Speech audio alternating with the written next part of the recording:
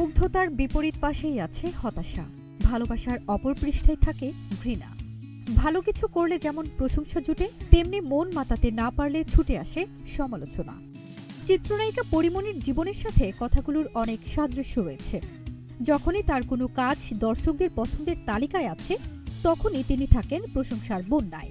আর অভিনয়ের দ্যুতি দেখাতে না পারলে আসতে থাকে তীর্যক সমালোচনা। গত বছর পরিমণি অভিনীত নতুন কোনো সিনেমা মুক্তি পায়নি। এ নিয়ে সমালোচনারও যেন শেষ নেই।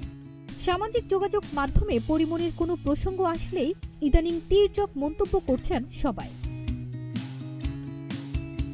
বিষয়গুলো সবসময় নজরে আসে পরিমণির। তিনি নিজেও তার সমালোচনা শুনতে চান না। মনে রাখার মতো চরিত্র নিয়ে অভিনয় করতে চান সবসময়। কিন্তু তার এই ইচ্ছা পূরণ করার ক্ষমতা এককভাবে তার হাতে নেই।